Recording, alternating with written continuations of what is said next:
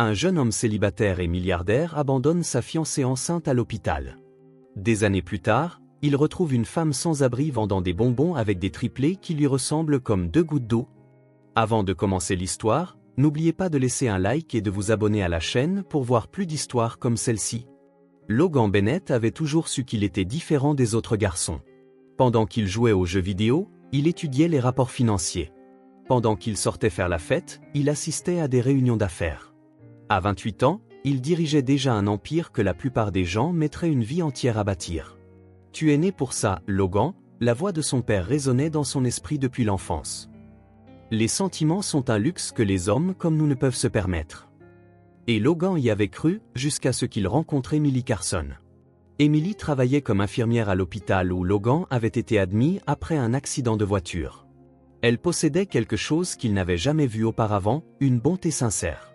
Elle ne le traitait pas comme le milliardaire Logan Bennett. Pour elle, il n'était qu'un autre patient ayant besoin de soins. « Vous devez vous reposer », lui avait-elle dit la première nuit en ajustant son oreiller. « Votre argent ne va nulle part. » Logan avait ri. Personne ne lui avait jamais parlé de cette façon. 3 mois plus tard, ils étaient fiancés. Pendant 2 ans, Logan vécut quelque chose qu'il n'aurait jamais cru possible. Emily le faisait rire de choses stupides, lui donnait envie de rentrer tôt à la maison, le faisait rêver d'une vie qui ne tournait pas uniquement autour des profits et des pertes. Mais le père de Logan observait tout cela avec une désapprobation croissante. « Cette fille te rend faible », avait déclaré William Bennett lors d'un dîner tendu.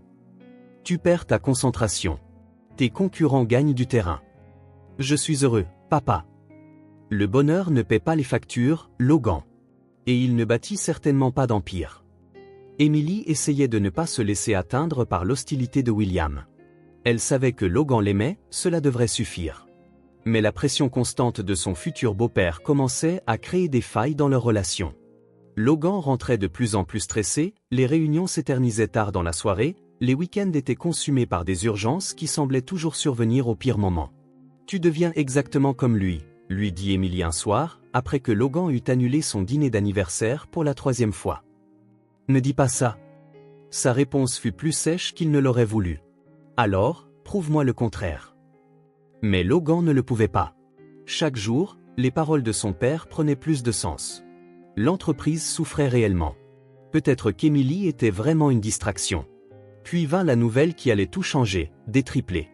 Le médecin sourit en montrant l'écran d'échographie. 3 garçons en bonne santé. Emily serra la main de Logan, les yeux brillants de joie. « Tu te rends compte ?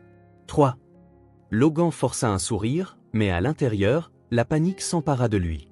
3 enfants. 3 responsabilités. 3 raisons pour lesquelles il ne pourrait plus jamais se concentrer pleinement sur son travail. Ce soir-là, William Bennett n'eut pas besoin de dire un mot. Il regarda simplement son fils avec une expression qui disait « Je t'avais prévenu ». 3 enfants, Logan. As-tu la moindre idée de ce que cela signifie ? Ça signifie que je vais être père. Ça signifie que ta vie est finie. Tu seras l'esclave des pleurs de bébé, des couches et des factures médicales. Pendant ce temps, tes concurrents te laisseront loin derrière. Emily m'aidera. Emily est infirmière, Logan. Elle gagne en 1 an ce que tu dépenses en 1 semaine. Et maintenant, elle devra arrêter de travailler pour s'occuper de 3 bébés. Tu vas subvenir aux besoins de 4 personnes, tout seul. Les paroles de son père résonnèrent dans la tête de Logan pendant des semaines. Il commença à regarder Emily différemment, remarqua comment elle planifiait déjà la chambre des bébés, achetait des vêtements, parlait d'école. « Tu ne crois pas qu'on se précipite ?» demanda-t-il un jour. « Qu'est-ce que tu veux dire ? Peut-être qu'on devrait attendre, voir comment les choses évoluent. » Emily arrêta de plier les vêtements de bébé. « Logan, je suis enceinte de 7 mois. Il n'y a plus de temps pour attendre. Je sais, c'est juste que 3 enfants, c'est beaucoup de responsabilités. Une responsabilité que nous partagerons ensemble. » Mais Logan ne se sentait prêt à rien partager. Il se sentait piégé. Quand Emily entra en travail, 2 semaines avant terme, Logan était en pleine réunion cruciale. Sa secrétaire l'interrompit pour lui annoncer la nouvelle. « Monsieur Bennett, votre fiancé est à l'hôpital. Les bébés sont en route. » Tous les regards dans la pièce se tournèrent vers Logan. D'importants investisseurs attendaient sa décision sur un accord de plusieurs millions de dollars. À l'autre bout de la ville, Emily avait besoin de lui. « Continuez la réunion. dit Logan, surprenant tout le monde. Je vous rattraperai plus tard. Mais il ne se rendit pas directement à l'hôpital. Il s'arrêta d'abord chez lui, puis au bureau pour examiner quelques documents. Lorsqu'il arriva enfin à l'hôpital, il était tard dans la nuit. Emily était seule dans la chambre, épuisée mais radieuse, tenant 3 minuscules bébés. « Ils sont parfaits », murmura-t-elle. Noah, Levi et Ellie. Nos garçons. Logan regarda les 3 visages endormis et ne ressentit rien. Ou plutôt, il ressentit de la peur. La peur de ne pas être un bon père, la peur d'échouer, la peur que sa vie ne soit plus jamais la même. « Où étais-tu » demanda Emily, remarquant son expression distante. « Au travail. Une urgence. » Emily ne dit rien, mais quelque chose dans ses yeux changea. Logan y vit la blessure, même si elle essayait de la cacher. Dans les jours qui suivirent, les choses ne firent qu'empirer. Emily tentait de s'occuper seule de 3 nouveau-nés tout en se remettant de l'accouchement. Logan n'apparaissait que brièvement à l'hôpital, toujours avec une excuse pour partir rapidement. « Il pleure beaucoup », commenta-t-il un jour, visiblement agacé. « Ce sont des bébés, Logan. C'est normal. Je n'ai pas pu dormir de la nuit. Bienvenue dans le monde des parents. » Mais Logan ne voulait pas y être accueilli. Il voulait retrouver son ancienne vie. La 4e nuit, tout s'effondra. Logan rentra chez lui après une autre journée stressante et trouva un appel manqué d'Emily. Quand il la rappela, elle pleurait. « Ellie n'arrête pas de pleurer, je crois qu'il a de la fièvre. Noah n'arrive pas à prendre le sein correctement et Levi. » Elle sanglota. « Je ne sais pas quoi faire, Logan. J'ai besoin de toi ici. J'ai une présentation importante tôt demain matin. Logan, nos enfants ont besoin de toi. J'ai besoin de toi. Emily, tu es infirmière. Tu sais mieux que moi comment t'occuper des bébés. » Le silence à l'autre bout du fil fut assourdissant. « Tu es en train de dire que tu ne viens pas ?» Logan ferma les yeux. « J'essaierai de passer plus tard. » « Essayez ?» Il raccrocha sans répondre. Cette nuit-là, Logan eut une conversation qui allait tout changer. « Tu as fait le bon choix, » dit William en se servant un whisky. « Emily doit comprendre que tu as de plus grandes responsabilités. Elle a dit que les garçons étaient malades. Les bébés tombent malades, ça fait partie de la vie. Mais si tu accours à chaque fois, tu ne pourras jamais travailler. Peut-être qu'elle a raison, peut-être que je devrais être là. » Logan ? La voix de son père devint plus sévère. « Je t'ai élevé pour être un leader. Les leaders prennent des décisions difficiles. Tu peux être un père médiocre ou un homme d'affaires exceptionnel, mais tu ne peux pas être les deux. » Ces mots empoisonnèrent l'esprit de Logan pendant des jours. Il évita l'hôpital. Quand il se montra enfin, Emily le regarda à peine. « Ils sortent aujourd'hui, dit-elle, sans émotion. Super, on peut rentrer à la maison. » Non, Logan. Je rentre à la maison avec eux. Qu'est-ce que tu veux dire ? Emily lui fit enfin face. Tu as clairement montré où étaient tes priorités. Et ce n'est pas avec nous. Emily, ne sois pas dramatique. Dramatique ? Elle rit, mais sans aucune gaieté. J'ai passé une semaine à m'occuper seule de 3 nouveau-nés pendant que tu travaillais. Je t'ai appelé en suppliant de l'aide et tu m'as ignoré. Comment veux-tu que j'appelle ça ? Je construisais un avenir pour nous. Non, tu fuyais tes responsabilités. Et je ne vais pas élever mes enfants en attendant un père qui ne se montrera jamais. Logan sentit le sol se dérober sous ses pieds. Tu ne peux pas m'empêcher de voir mes enfants. Je ne t'empêcherai de rien. Mais je ne t'attendrai plus non plus. Si tu veux faire partie de leur vie, tu devras prouver que tu le mérites. Emily rassembla les quelques affaires des bébés et se dirigea vers la porte. Logan aurait pu courir après elle, s'excuser, promettre de changer. Au lieu de cela, il la laissa partir. Dans les mois qui suivirent, Logan se jeta à corps perdu dans le travail avec une intensité qui impressionna même William.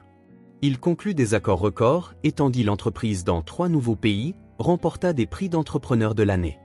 Mais aux petites heures silencieuses du matin, quand il ne parvenait pas à dormir, il se surprenait à penser à 3 petits visages qu'il connaissait à peine. Il se demandait si Noah avait toujours du mal à téter, si Ellie pleurait encore beaucoup, si Levi souriait quand on lui faisait des grimaces. Emily avait complètement disparu. Elle avait déménagé de l'appartement qu'ils partageaient et n'avait laissé aucune adresse. Logan engagea des enquêteurs, mais elle semblait s'être volatilisée. « C'est mieux ainsi », disait William chaque fois que Logan mentionnait les enfants. « Maintenant, tu peux te concentrer sur ce qui compte vraiment. » Mais Logan commençait à douter que son père ait raison, surtout lorsqu'il se réveillait au milieu de la nuit avec une oppression dans la poitrine, le sentiment d'avoir perdu quelque chose de bien plus précieux que n'importe quel accord commercial. Il n'imaginait simplement pas qu'il découvrirait bientôt où se trouvaient Emily et les garçons, et que la réalité serait bien pire que tous les cauchemars qu'il aurait pu imaginer. Emily Carson avait toujours su que la vie ne serait pas facile. Elle avait perdu ses parents dans un accident de voiture à 16 ans et avait appris à ne compter que sur elle-même. Elle avait travaillé dur pour obtenir son diplôme d'infirmière, économisant chaque centime pour avoir un chez-soi. Quand elle avait rencontré Logan, pour la première fois depuis des années, elle s'était permis de rêver d'une famille, de stabilité, d'amour. Quelle idiote elle avait été! Maintenant, debout à la porte de l'hôpital avec 3 bébés dans les bras et un sac contenant ses seules possessions, Emily faisait face à une réalité brutale. Elle était complètement seule. Elle n'avait pas de famille, pas de maison où l'appartement appartenait à Logan, pas d'économie. Chaque centime était parti dans les examens médicaux et les fournitures pour bébé. Et elle n'avait nulle part où aller. « Tout va bien, mes garçons », murmura-t-elle aux 3 petits paquets qui constituaient désormais toute sa famille. « On va s'en sortir ensemble. » Les premiers jours furent les plus durs de la vie d'Emily. Elle réussit à passer 3 nuits dans un motel bon marché, mais l'argent s'épuisa rapidement. Avec 3 bébés à nourrir et à soigner, elle pouvait à peine dormir, encore moins travailler. Elle tenta quelques refuges, mais ils avaient tous d'énormes listes d'attente. Elle demanda de l'aide à certains de ses anciens collègues de l'hôpital, mais la plupart la connaissaient à peine et ne pouvaient assumer la responsabilité d'une mère célibataire avec des triplés. C'est ainsi qu'Emily Carson, à 26 ans, se retrouva à vivre dans la rue avec 3 bébés de 2 mois. Au début, elle gardait espoir. Elle pensait que ce serait temporaire, qu'elle trouverait une solution, que peut-être Logan changerait d'avis et viendrait les chercher. Mais les semaines se transformèrent en mois, et l'espoir en amertume. Emily apprit à survivre d'une manière qu'elle n'aurait jamais imaginée. Elle découvrit quelles églises offraient de la soupe gratuite le dimanche. Elle apprit où obtenir des couches données. Elle découvrit que certaines personnes étaient assez généreuses pour donner quelques pièces quand elles voyaient une jeune mère avec 3 bébés. C'est ainsi qu'elle commença à vendre des bonbons à un feu de circulation, non par choix, mais par nécessité. Les garçons attachés à elle dans des porte-bébés improvisés en tissu, Emily passait des heures sous le soleil ou sous la pluie, proposant des bonbons à des conducteurs qui, la plupart du temps, ne baissaient même pas leurs vitres. « S'il vous plaît », apprit-elle à dire avec le ton juste, ni trop désespéré, ni trop fier. Bonbons, chewing-gum, eau fraîche. Certains jours étaient meilleurs que d'autres. Certains conducteurs achetaient plusieurs bonbons et lui laissaient la monnaie.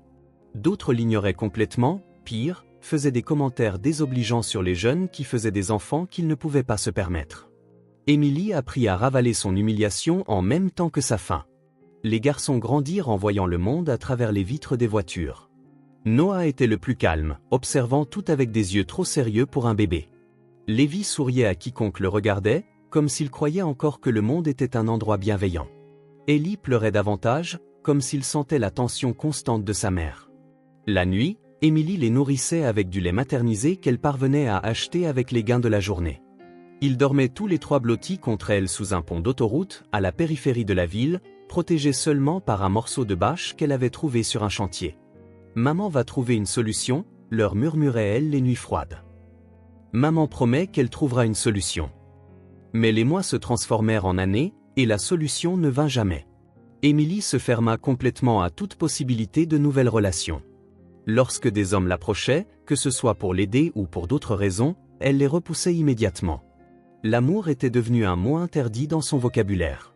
L'amour, c'était Logan promettant d'être toujours à ses côtés, puis l'abandonnant au moment où elle avait le plus besoin de lui. L'amour, c'était croire en un avenir qui n'avait jamais existé. L'amour, c'était la douleur, et Emily Carson se jura de ne plus jamais ressentir cette douleur. Les garçons devinrent sa seule raison de continuer, même les jours les plus difficiles, quand elle avait si faim qu'elle tenait à peine debout. Emily trouvait la force de leur sourire, d'inventer des histoires, de leur faire croire que vivre sous un pont était une sorte de grande aventure. « Regarde, Noah, disait-elle en montrant les étoiles, ce sont des diamants dans le ciel. Un jour, maman en aura pour toi. » Noah, bien que petit, semblait comprendre que ce n'était que des histoires. Mais Lévi battait des mains, excité, et Ellie se calmait, comme si les paroles de sa mère étaient un baume pour ses petites inquiétudes. 5 années passèrent ainsi.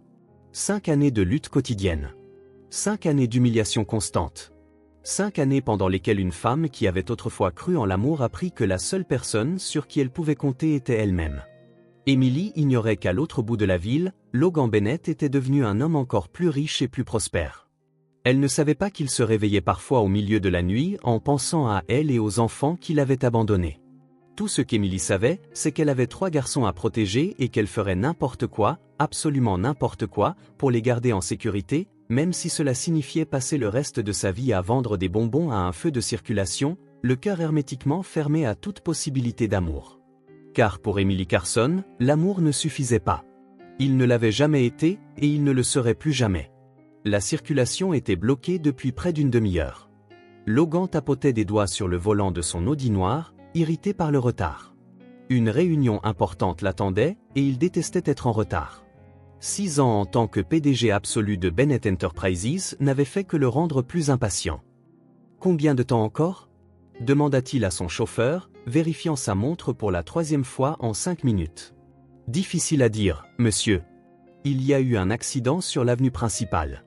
Les autorités dévient la circulation. » Logan expira lourdement, prenant son téléphone pour prévenir de son retard. Sa vie se mesurait en minutes, le temps c'était de l'argent, et il ne gaspillait ni l'un ni l'autre. Le feu passa au rouge pour la 3e fois, et Logan leva les yeux de son téléphone, las d'attendre. C'est alors qu'il la vit. Une femme bien trop maigre, portant des vêtements usés et les cheveux en un chignon désordonné, vendait des bonbons parmi les voitures. Mais ce n'est pas cela qui attira son attention. C'étaient les 3 enfants à côté d'elle. 3 garçons identiques, d'environ 6 ans, avec des cheveux sombres et des yeux bleus intenses. Les mêmes yeux bleus qu'il voyait chaque jour dans le miroir. Les mêmes traits qu'il reconnaissait sur les photos d'enfance que sa mère gardait. « Arrêtez la voiture », ordonna-t-il, sans quitter la scène des yeux. « Monsieur ? Arrêtez la voiture, maintenant !» Le chauffeur s'arrêta brusquement. Logan sortit sans réfléchir, laissant la portière ouverte, ignorant le klaxon furieux derrière lui. Le monde autour de lui disparut. Seules ces 4 personnes, à quelques mètres de là, existaient. Ses pas étaient automatiques, comme si quelque chose l'attirait. En s'approchant, les détails devinrent plus nets. Les visages des garçons étaient des répliques miniatures du sien enfant. La forme du menton, les sourcils arqués, même la façon dont il fronçait les sourcils en regardant les voitures. La femme lui tournait le dos, rendant la monnaie à un conducteur. L'un des garçons remarqua Logan le premier et donna un coup de coude à son frère. Les 3 le fixèrent, curieux, comme s'ils voyaient quelque chose de familier chez un étranger. Puis la femme se retourna. Emily. Le temps se figea. Ses yeux, qui autrefois contenaient tant de vie et d'espoir, semblaient maintenant ternes, fatigués, marqués par de profondes cernes. Pourtant, quand elle le reconnut, quelque chose brilla en eux. Ce n'était pas de la joie. C'était de la pure colère. Emily fut tout ce que Logan put articuler, son nom sortant comme un murmure étranglé. Elle se plaça protectricement devant les garçons, dans un mouvement féroce et instinctif, comme une lionne défendant ses petits. Son corps, autrefois doux et plantureux, était maintenant anguleux, osseux, marqué par les épreuves. « Tu n'as pas le droit de les regarder », dit-elle fermement, sans crier, mais avec une intensité qui le frappa comme une gifle. Logan voulut parler, expliquer, comprendre, mais les mots ne venaient pas. L'un des garçons, celui qui avait l'air le plus sérieux, tira sur l'ourlet du t-shirt délavé d'Emily. « Maman, pourquoi cet homme nous ressemble ?» La question innocente tomba entre eux comme une pierre. Emily ne répondit pas à son fils, gardant les yeux fixés sur Logan, comme si elle pouvait le repousser par la seule force de sa volonté. Ses mains, remarqua Logan, tremblaient légèrement. « Sont-ils mes enfants ?» demanda enfin Logan, bien qu'il connût déjà la réponse. La ressemblance était indéniable. « Non, » répondit Emily avec une froideur cinglante. « Ce sont mes enfants. Seulement les miens. » Elle rassembla les bonbons restants dans un sac en plastique cabossé et prit 2 des garçons par la main. Le 3e s'accrochait à sa jupe, fixant Logan avec une curiosité enfantine. « Allons-y, les garçons. Il se fait tard. »« Mais on n'a presque rien vendu aujourd'hui, » protesta l'un d'eux, celui qui semblait le plus bavard. « Tu as dit qu'on devait acheter des médicaments pour Ellie. » La mention du médicament fit hésiter Emily, et Logan vit l'inquiétude traverser son visage. Il remarqua que l'un des garçons, vraisemblablement Ellie, avait une toux sèche et répétitive. « Je peux aider », offrit-il, sortant son portefeuille de la poche intérieure de sa veste de costume italienne sur mesure. S'il te plaît, laisse-moi. Nous ne voulons pas de ton argent. Emily le coupa si vite et si furieusement que Logan recula instinctivement. Nous ne voulons rien de toi. Emily, s'il te plaît, je veux juste parler. 6 ans trop tard pour parler, Logan. Entendre son nom sur ses lèvres lui parut étrange, comme une chanson qu'on n'a pas entendue depuis très longtemps. Un instant, Logan revit l'Emily d'avant, l'infirmière douce qui lui avait volé son cœur, la femme qui lui avait fait croire qu'il pouvait être plus que le fils de William Bennett. Mais la circulation reprit, des klaxons impatients retentirent, le monde revint en force, brisant l'instant. Je dois y aller, dit Emily, entraînant déjà les garçons. Attends. Comment puis-je te trouver? Logan s'avança, désespéré de ne pas les perdre à nouveau. Emily jeta un dernier regard par-dessus son épaule, ses yeux reflétant 6 années de lutte, de nuits blanches et d'inquiétude constante. Tu ne peux pas. Et puis ils disparurent, se fondant dans la foule, laissant Logan debout sur le trottoir, se sentant plus perdu qu'il ne l'avait jamais été de sa vie. L'homme qui contrôlait un empire d'1 milliard de dollars ne pouvait contrôler la tempête d'émotions en lui. Monsieur Bennett, le conseil d'administration attend depuis 20 minutes. Logan entendit à peine sa secrétaire. Il était dans son bureau, fixant le vide, revivant la rencontre du matin. L'image d'Emily, amaigrie et endurcie par la vie, ne quittait pas ses pensées. Et les garçons. Ses enfants. Des enfants qu'il n'avait jamais rencontrés, qui avaient grandi sans connaître leur père. Monsieur Bennett? Annulé, dit-il enfin, sa voix paraissant distante même à ses propres oreilles. Annulé tout aujourd'hui.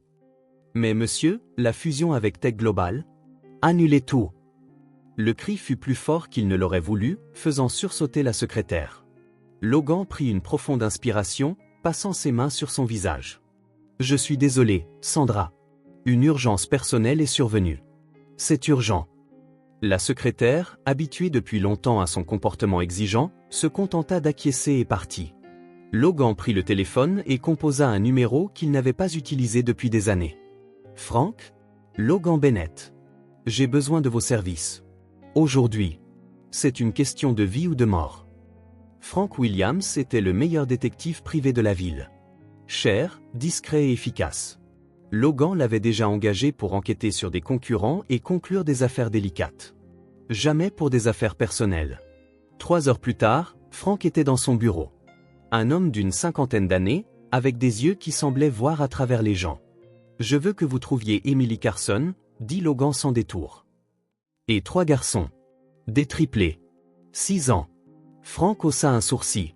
« A lien avec vous? Est-ce que ça a de l'importance? Ça aide mon travail de savoir à quoi j'ai affaire. » Logan hésita, faisant tourner un stylo entre ses doigts. « Ce sont mes enfants. » Frank ne montra aucune surprise. Il nota simplement quelque chose dans son carnet élimé. Dernière adresse connue? Aucune idée. Je l'ai vu aujourd'hui, vendant des bonbons à un feu de circulation près de la 42e rue et de la 5e avenue. Décrivez son apparence et celle des enfants. Logan décrivit Emily, plus mince qu'il ne s'en souvenait, les cheveux plus longs, des vêtements simples et usés. Et les garçons, avec des détails dont il était lui-même surpris de s'être souvenu. Comment l'un semblait timide, toujours derrière les autres, comment un autre avait un petit pansement au genou et n'arrêtait pas de gigoter, comment le troisième ne lâchait pas la main de sa mère et avait cette toux persistante. Je veux tout savoir sur eux, conclut Logan en se penchant en avant. Où ils vivent, comment ils vivent, ce dont ils ont besoin. Tout, Frank. Cela pourrait prendre quelques jours si elle n'a pas d'adresse fixe. Vous avez jusqu'à demain. Logan ouvrit un tiroir et en sortit une épaisse enveloppe. Considérez ceci comme une avance. Il y en aura plus quand vous m'apporterez des informations concrètes. Frank eut un sourire sans joie en prenant l'enveloppe sans vérifier son contenu. Votre argent, vos règles. D'autres instructions? Logan réfléchit un instant. Oui. Soyez discret. Je ne veux pas qu'elle sache qu'elle est surveillée. Et n'approchez pas les enfants. Après le départ de Frank, Logan passa le reste de la journée à faire les 100 pas dans son bureau, comme un animal en cage. Il appela son père 3 fois, raccrochant avant que l'appel n'aboutisse. Que lui dirait-il? Qu'il avait retrouvé les enfants qu'il avait abandonnés? Que la femme qu'il avait laissée à l'hôpital vendait maintenant des bonbons dans la rue? William Bennett était mort 2 ans plus tôt, laissant tout à Logan. Dans ces derniers mois, consumé par un cancer agressif, il avait avoué regretter la façon dont il avait vécu, mettant toujours les affaires avant la famille. Ne fais pas les mêmes erreurs, furent ses dernières paroles. Logan pensait qu'il faisait la paix avec le passé, prenant le contrôle total de l'entreprise, l'étendant sur 3 continents. Mais maintenant, il réalisait qu'il ne faisait que fuir, remplissant chaque minute pour ne pas penser à 3 petits visages qu'il n'avait jamais rencontrés. Leurs anniversaires qu'il n'avait jamais célébrés. Leurs premiers mots qu'il n'avait jamais entendus. Son téléphone sonna au milieu de la nuit. C'était Frank. Je les ai trouvés, monsieur Bennett. Oh! Vous n'allez pas aimer ce que j'ai à vous dire. Il pleuvait quand Logan arriva à l'endroit que Frank lui avait indiqué, un passage supérieur abandonné dans un quartier pauvre de la ville, une zone connue pour la criminalité et la misère. Il dit à son chauffeur de se garer à une distance de sécurité et marcha seul, protégé seulement par un parapluie coûteux qui paraissait absurdement déplacé dans une telle désolation. La pluie tombait à verse, formant des flaques sur les trottoirs défoncés. Il n'y avait pas grand monde à cette heure, près de minuit, ce qui facilitait les déplacements discrets de Logan. L'odeur des ordures et des égouts à ciel ouvert lui soulevait le cœur. Le passage supérieur s'étendait au-dessus d'une rivière polluée qui serpentait à travers la ville. En dessous, caché des voitures qui passaient, se trouvait un petit campement de fortune. Une bâche bleue déchirée, attachée à quelques poutres, servait de toit. Des morceaux de carton étaient disposés comme plancher. Plusieurs boîtes formaient une barrière, une tentative d'intimité. Logan s'approcha prudemment. Personne en vue. Peut-être que Frank s'était trompé. Puis il les vit. Sous la bâche, dormant sur le carton, se trouvaient Emily et les 3 garçons, tous blottis les uns contre les autres pour se tenir chaud, couverts par une seule mince couverture trempée sur les bords où la pluie atteignait. Autour d'eux, toutes leurs possessions, quelques vêtements soigneusement pliés dans un vieux sac à dos, un récipient en plastique avec ce qui ressemblait à des restes de nourriture, un sac de bonbons à vendre, quelques jouets cassés, une voiture à qui il manquait une roue, une petite poupée à qui il manquait un bras, un livre pour enfants aux pages froissées et tachées d'eau. La scène le frappa comme un coup de poing dans l'estomac. Logan sentit ses jambes se dérober. Il tomba à genoux dans la boue, se moquant de son pantalon à $1000. Le parapluie glissa de ses mains, la pluie trempant maintenant son visage, ses cheveux, ses vêtements. Pour la première fois depuis des années, peut-être pour la première fois de sa vie, Logan Bennett, le milliardaire impitoyable qui concluait des affaires sans ciller, sentit le poids écrasant de la culpabilité. Une culpabilité si forte qu'elle lui faisait physiquement mal, comme si quelque chose lui déchirait la poitrine. Emily dormait les bras autour des garçons, même dans son sommeil, essayant de les protéger. L'un toussa doucement, Ellie, supposa Logan. Un autre s'agita nerveusement, donnant des coups de pied dans la couverture. Le 3e enfouit son visage dans l'épaule de sa mère, cherchant la sécurité. « Que ai-je fait » murmura Logan pour lui-même, la pluie se mêlant aux larmes qui coulaient maintenant de manière incontrôlable sur son visage. « Mon Dieu, qu'ai-je fait » 6 ans. 6 ans pendant lesquels il avait amassé plus d'argent qu'il ne pourrait en dépenser en 10 vies, tandis que ses propres enfants dormaient à la belle étoile. 6 ans à bâtir un empire vide, tandis que la femme qu'il avait autrefois aimée se battait seule pour survivre. 6 ans à manquer des moments qu'il ne récupérerait jamais. La douleur le dévorait entièrement. Ce n'était pas seulement de la culpabilité. C'était de la honte, du regret, un terrible sentiment de temps perdu qu'il ne pourrait jamais récupérer, de vie détruite par sa lâcheté. L'un des garçons, Logan ne put dire lequel, remua et ouvrit les yeux une seconde. Un instant, père et fils se regardèrent à travers la pluie. Il y avait de la curiosité dans les yeux du garçon, mais aucune reconnaissance. Pourquoi y en aurait-il eu ? Logan n'était qu'un étranger pour lui. Un étranger observant sa misère. Le garçon se rendormit, et Logan recula lentement, craignant de les réveiller, craignant de causer plus de mal qu'il n'en avait déjà fait. Il retourna à la voiture, trempé et changé à jamais. « Où allons-nous, monsieur » demanda le chauffeur, surpris par l'état de son employeur. Logan regarda une fois de plus le passage supérieur, la famille qu'il avait abandonnée, la vie qu'il aurait pu avoir, les 4 personnes dormant sous une bâche déchirée tandis qu'il vivait dans un penthouse de 400 mètres carrés. « À la maison » répondit-il d'une voix rauque. « Et demain, je veux que vous m'emmeniez au meilleur hôtel de la ville. Réservez la suite la plus luxueuse qu'ils aient. 2 chambres au moins. Une occasion spéciale, monsieur ?» Et puis, continua Logan, ignorant la question, contactez mon agent immobilier. Dites-lui de trouver une maison. Une vraie maison, pas un de ces appartements de luxe. Des spécifications particulières, monsieur ? Logan ferma les yeux, revoyant les enfants dormant sur du carton. 4 chambres. Un grand jardin. Près d'une bonne école. Sûr. Confortable. Il marqua une pause. Le genre d'endroit où une vraie famille peut vivre, pas seulement exister. Le chauffeur acquiesça, ne posant plus de questions. Après des années à travailler pour Logan Bennett, il savait quand son patron ne voulait pas parler. Cette nuit-là, Logan ne dormit pas. Il resta assis dans l'obscurité de son penthouse vide, un verre de whisky à la main, prenant la décision qu'il aurait dû prendre 6 ans plus tôt. Il ne fuirait plus. Il ne laisserait plus Emily et les garçons souffrir un jour de plus. Il ferait tout ce qu'il faudrait pour réparer ce qu'il avait brisé, même en sachant que certaines choses, une fois détruites, ne redeviennent jamais ce qu'elles étaient. Mais il essaierait. Même si Emily le détestait pour toujours. Même si ses enfants ne l'appelaient jamais papa. Même s'il passait le reste de sa vie à prouver qu'il avait changé. Logan Bennett comprit enfin ce que son père avait essayé de lui dire sur son lit de mort. Aucun empire ne valait la peine d'être possédé sans personne avec qui le partager. Aucun succès ne justifiait d'abandonner ceux qui dépendaient de vous. Aux premières lueurs du jour, il appela de nouveau Frank. « J'ai un autre travail pour vous, dit-il, sa voix lasse d'une nuit blanche. Je veux que vous achetiez des vêtements, de la nourriture, des médicaments, des jouets. Apportez tout à cette adresse d'hier soir. Quand ils ne sont pas là. Il pourrait refuser, monsieur. Elle n'a pas l'air du genre à accepter la charité. Alors soyez créatif. Laissez-le comme si ça venait d'une église ou d'une organisation. Je ne veux pas qu'il sache que c'est de moi. Pas encore. Ce n'était que le début. La première étape d'un long voyage de rédemption. Logan savait que ce ne serait pas facile, savait qu'Emily avait tout à fait le droit de le rejeter, qu'elle ne lui pardonnerait peut-être jamais. Et Frank, ajouta-t-il avant de raccrocher, je veux que vous réserviez la suite présidentielle du Grand Plaza Hotel. Indéfiniment.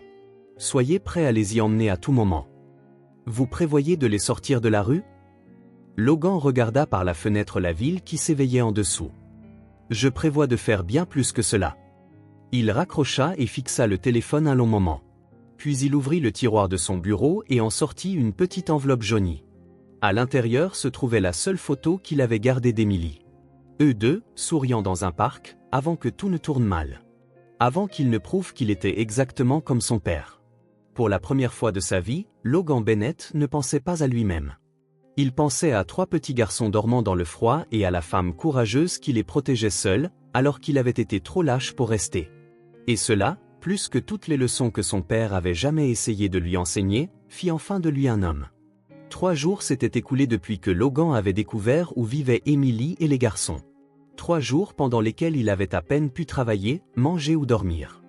L'image d'eux dormant sous cette bâche déchirée le hantait constamment. Le premier jour, il avait fait déposer par Frank un simple paquet, de nouvelles couvertures, quelques conserves et 3 ours en peluche identiques. Rien d'extraordinaire, rien qui ne se démarquerait.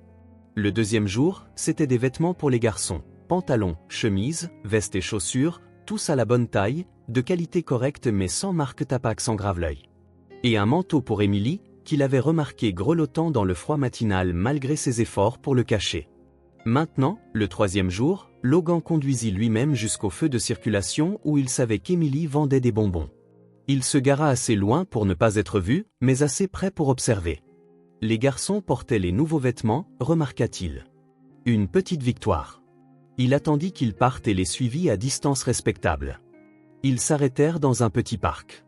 Emily s'assit sur un banc pendant que les garçons jouaient. Il semblait plus vif que le premier jour, remarqua Logan. Peut-être que le simple fait de mieux dormir, à l'abri du froid, faisait une différence. Quand Emily fut distraite en aidant l'un des garçons à lasser ses chaussures, Logan fit signe à Frank, qui plaça rapidement un sac près de leurs affaires et disparut. À l'intérieur du sac, des fruits frais, des sandwichs, du jus et une petite boîte de 3 voitures miniatures. Logan observa de loin les garçons découvrir le sac, leurs petits visages s'illuminant à la vue de la nourriture et surtout des jouets. L'un d'eux, Logan devina Noah, le plus sérieux, regarda autour de lui avec méfiance, comme s'il cherchait celui qui avait laissé les cadeaux. Emily regarda aussi autour d'elle, plissant les yeux. Un instant, Logan crut qu'elle pourrait le voir, mais il était bien caché. Cette routine continua pendant une semaine. Chaque jour, Logan laissait quelque chose de nouveau, toujours de la nourriture, parfois des vêtements, de petits jouets pour les garçons, une couverture plus épaisse, une trousse de premiers secours, un livre pour enfants. Émilie ne jetait jamais rien, mais Logan sentait sa réticence. Elle inspectait chaque article avec soin avant de laisser les garçons l'utiliser, sentait la nourriture pour vérifier si elle n'était pas avariée, examinait les coutures des vêtements comme si elle cherchait quelque chose de caché. Le 8e jour, Logan décida de prendre un risque. Il laissa un sac plus grand que d'habitude. Avec la nourriture habituelle, il y avait une enveloppe contenant de l'argent. Pas beaucoup, il savait qu'Émilie rejetterait une grosse somme, mais assez pour des médicaments, assez pour une chambre de motel les nuits de pluie. Ce fut une erreur. Quand Émilie trouva l'enveloppe, son visage se durcit. Elle regarda autour d'elle avec colère, puis la déchira en morceaux, laissant le vent emporter les bouts de papier. Logan sentit son cœur se serrer. Il avait mal calculé. Le lendemain, il revint à la routine précédente, ne laissant que de la nourriture et des produits de première nécessité. Mais Émilie était maintenant sur ses gardes. Elle commença à retourner au passage supérieur par des chemins différents, jetant constamment des regards par-dessus son épaule. Ce fut le 10e jour qu'elle le vit enfin. Logan laissait un sac de fruits quand il entendit sa voix derrière lui. « Alors, c'est toi. » Il se tourna lentement. Émilie était seule, les bras croisés dans une posture défensive. Les garçons n'étaient nulle part en vue. « Où sont les enfants ?» demanda Logan, surpris de la voir sans eux. « Je les ai laissés avec une amie. » Sa réponse sèche montrait qu'elle ne lui faisait pas assez confiance pour en dire plus. « Qu'est-ce que tu crois faire ? » « Essayer de t'aider. Tu crois que tu peux acheter l'affection des enfants avec quelques fruits ? » Sa voix était tranchante, mais Logan y décela autre chose en dessous, de l'épuisement, un profond épuisement. « Je n'essaie d'acheter rien du tout, Émilie. »« 6 ans, dit-elle en s'approchant. 6 ans, tu ne m'as jamais cherché, tu ne t'es jamais soucié de savoir si nous étions vivants ou morts. Et maintenant, tu débarques avec des cadeaux comme si tu étais un bon samaritain. » Logan déglutit difficilement. « Je sais. J'ai tout fait de travers. Je sais que je ne mérite pas le pardon. Alors pourquoi es-tu là ? Parce que je veux aider. Pas pour moi. Pour eux. » Émilie laissa échapper un rire amer. « Aider maintenant, c'est facile, n'est-ce pas ? Maintenant qu'ils peuvent marcher, parler et se nourrir seuls. Maintenant qu'ils ont survécu au plus dur. Où étais-tu quand Ellie a eu une pneumonie à 2 ans ? Quand Noah pleurait de faim ? Quand Lévi avait une fièvre si élevée que j'ai cru le perdre. » Chaque mot était un couteau dans la poitrine de Logan. Il n'avait pas de réponse, seulement de la culpabilité. « Tu as raison, dit-il enfin. Je n'ai aucune excuse. Je ne veux juste plus qu'il soit dans le besoin. » Émilie resta silencieuse un moment, l'étudiant. Ses yeux, autrefois pleins de fureur, ne montraient plus que de l'épuisement. « Les enfants aiment bien les fruits, » admit-elle enfin, sa voix plus douce. « Ça fait longtemps qu'ils n'ont rien eu de frais. » Logan sentit une lueur d'espoir. « Alors, je peux continuer à en apporter.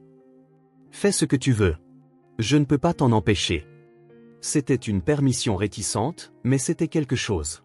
Logan acquiesça, n'osant pas en demander plus. Émilie se tourna pour partir, mais s'arrêta. « Ils ont demandé qui laissait les cadeaux. J'ai dit que c'était quelqu'un qui voulait t'aider. Qu'est-ce qu'ils en ont pensé ?» Un petit sourire apparut au coin des lèvres d'Émilie, le premier qu'il voyait depuis des années. Lévi a dit, ça doit être le Père Noël qui s'entraîne pour Noël. Ellie pense que c'est un ange. Noah. Elle hésita. Noah pense que c'est toi. Le cœur de Logan rata un battement. Qu'est-ce que tu lui as dit ? Que tu ne saurais pas où nous trouver. Émilie ajusta son sac sur son épaule. Mais il est observateur, il l'a toujours été. Il t'a vu ce jour-là au feu de circulation et il n'a pas oublié. Logan voulut en demander plus, mais Émilie partait déjà. Il la laissa aller, comprenant que chaque petit pas était une victoire. Dans les semaines suivantes, la routine continua. Logan apportait de la nourriture, des vêtements, des jouets. Émilie ne le confronta plus, mais parfois elle laissait de petits signes qu'elle savait que c'était lui. Un petit mot sur quelque chose dont les garçons avaient besoin, un seul fruit mis de côté comme pour lui. Les garçons commencèrent à sourire davantage. Même Noah, le plus sérieux, courait et jouait maintenant avec plus d'énergie. Ellie toussait moins, les médicaments que Logan avait laissés semblaient faire effet. Lévi, toujours le plus optimiste, inventait des histoires sur l'ami secret qui laissait des cadeaux. Émilie restait vigilante, toujours sur ses gardes, toujours protectrice. Mais Logan remarqua de petits changements. Elle semblait moins tendue, un peu moins maigre. Parfois, quand elle pensait que personne ne regardait, il la voyait sourire en regardant les garçons jouer avec quelque chose qu'il avait laissé. C'était un début fragile, un équilibre délicat entre sa fierté et sa culpabilité, entre un passé qu'il ne pouvait changer et un avenir incertain. Émilie ne lui avait toujours pas pardonné. Elle ne lui pardonnerait peut-être jamais. Mais pour la première fois en 6 ans, un petit pont se construisait à travers le gouffre qui les séparait, un pont fait de fruits frais, de jouets simples et de sourires d'enfants. Et pour l'instant, c'était suffisant. L'été s'installa sur la ville avec toute sa force. La chaleur humide et suffocante recouvrait tout comme une couverture bien trop lourde. C'était le genre de matin où l'asphalte semblait fondre sous les pieds et où la climatisation des voitures qui passaient devenait un luxe enviable. Émilie se réveilla plus tôt que d'habitude. Son corps lui faisait mal, mais ce n'était rien de nouveau. Elle vivait avec la douleur depuis si longtemps qu'elle ne la remarquait presque plus. Ce qui l'inquiétait, c'étaient les vertiges qu'elle ressentait depuis la veille au soir. « Maman, j'ai soif », marmonna Ellie en se frottant les yeux endormis. Émilie força un sourire. « Je vais te chercher de l'eau, mon cœur. » Elle se leva lentement, s'appuyant sur le mur de fortune en boîte de carton. Sa vision s'obscurcit un instant, mais elle prit une profonde inspiration et attendit que ça passe. Elle ne pouvait pas se permettre de tomber malade. Elle n'avait pas ce luxe. Allez les garçons, au travail. Noah était déjà réveillé, pliant soigneusement la couverture comme Émilie le lui avait appris. Toujours le plus responsable, même à 6 ans. Lévi pleurnichait encore pour juste 5 minutes de plus, recroquevillé comme un escargot. Aujourd'hui, on va en ville, annonça Émilie en distribuant des morceaux du pain que Logan avait laissé la veille. C'est plus animé là-bas. Mais c'est plus loin, souligna Noah, toujours pragmatique. Tu as dit que tu avais mal aux jambes hier. Émilie ébouriffa les cheveux de son fils. Maman va bien. Et il y a plus de gens riches là-bas qui pourraient acheter des bonbons. Ce qu'elle ne dit pas, c'est que c'était aussi plus près de l'hôpital, au cas où Ellie aurait une autre crise d'asthme. L'air humide n'aidait pas, et ils étaient à court de médicaments. Ils rassemblèrent leurs quelques affaires et partirent. Le soleil venait à peine de se lever, mais la chaleur était déjà oppressante. Émilie sentit la sueur couler dans son dos alors qu'elle marchait, tenant les mains de Lévi et Ellie. Noah marchait devant, portant le sac de bonbons comme un petit adulte. La marche jusqu'en ville ne lui avait jamais paru aussi longue. Chaque pâté de maison rendait les jambes d'Émilie plus lourdes, sa respiration plus laborieuse. Elle s'arrêta 2 fois pour se reposer, ce qu'elle faisait rarement. « Maman, ça va ?» demanda Ellie, ses grands yeux pleins d'inquiétude. « Juste un peu fatiguée, mon cœur. » Émilie força un autre sourire. « Cette chaleur est dure aujourd'hui, n'est-ce pas ?» En vérité, elle avait froid malgré la sueur qui trempait sa chemise. Sa tête la lançait et des taches sombres cernaient sa vision. Mais elle continua. Elle devait nourrir ses enfants.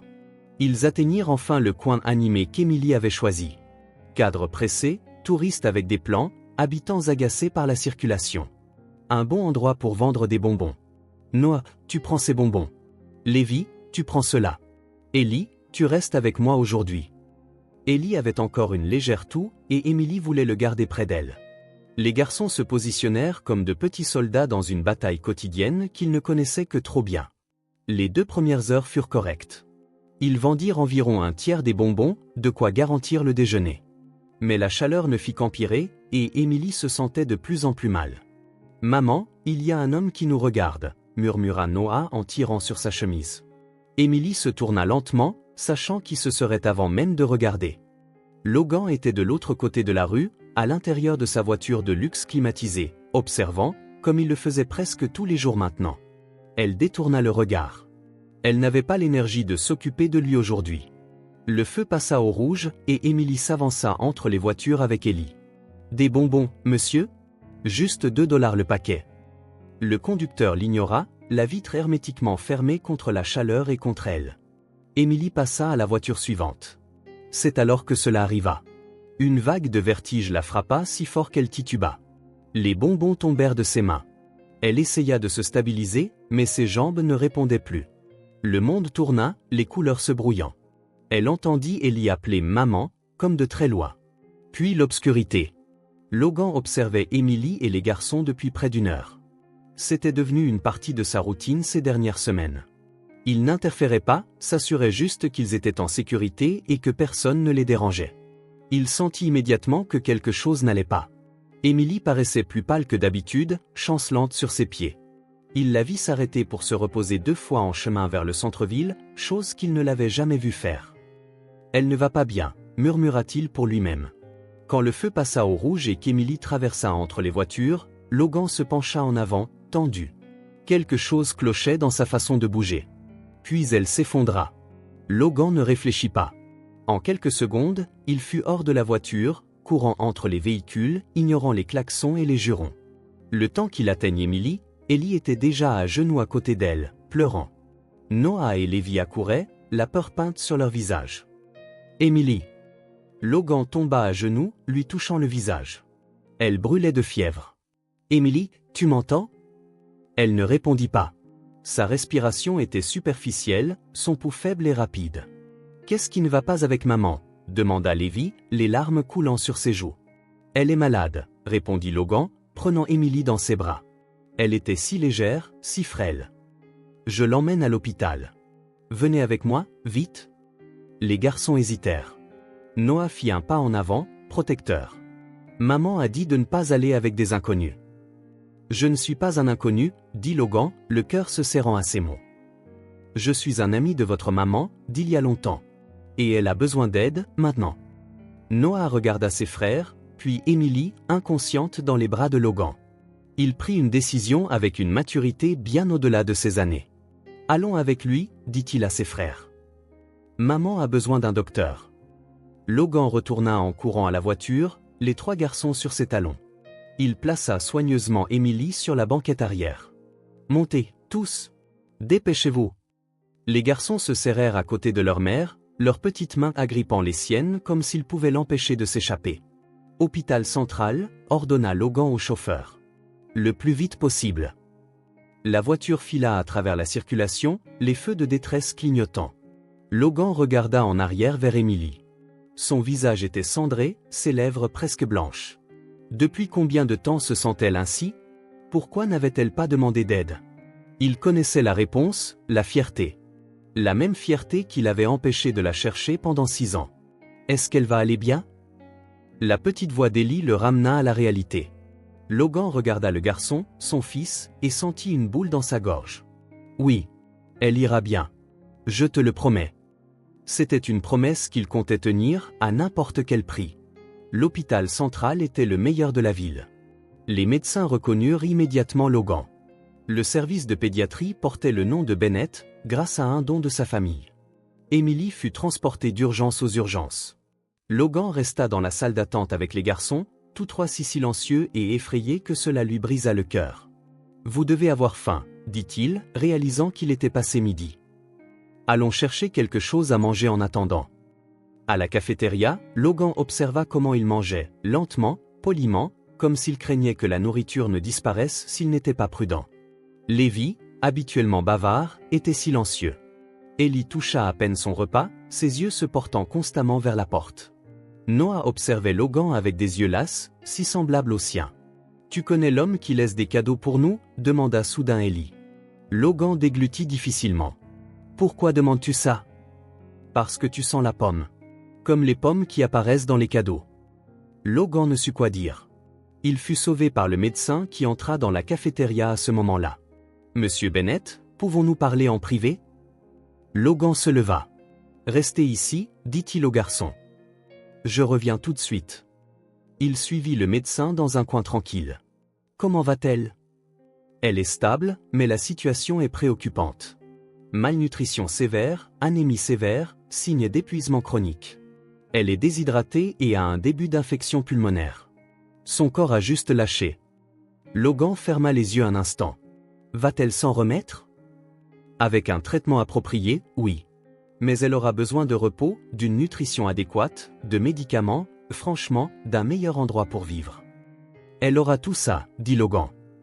Puis-je la voir ? Elle est toujours inconsciente, mais oui, vous pouvez entrer. Chambre 302. Logan retourna auprès des garçons. Votre maman va bien, mais elle doit se reposer à l'hôpital pendant un certain temps. Voulez-vous la voir ? 3 petites têtes hochèrent la tête à l'unisson. Emily paraissait encore plus petite dans le lit d'hôpital, branchée à des tubes et des moniteurs. Logan sentit le poids écrasant de la culpabilité en voyant à quel point elle était devenue mince.